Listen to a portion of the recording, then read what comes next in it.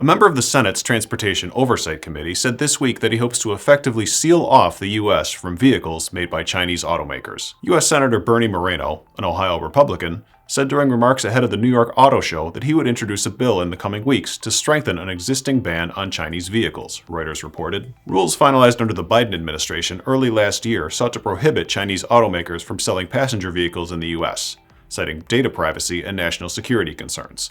But Moreno indicated that his measure will go further, incorporating not just vehicle imports, but hardware and software, as well as partnerships between Chinese vehicle makers and other companies. Moreno told the Automotive Forum event that he aims for a framework in which there's never a scenario where a Chinese automobile will enter our market. He also said that he hopes governments in other nations would make similar efforts, from Canada and Mexico to the rest of Latin America and Europe. Chinese cars, however, are already sold in many of those markets. U.S. automakers and other industry groups, meanwhile, recently called on the government to prevent Chinese cars from entering the domestic market altogether, ahead of a planned visit to China next month by President Trump. Trump, Reuters noted, had suggested during an event in Detroit earlier this year that he would be open to a Chinese auto plant in the U.S.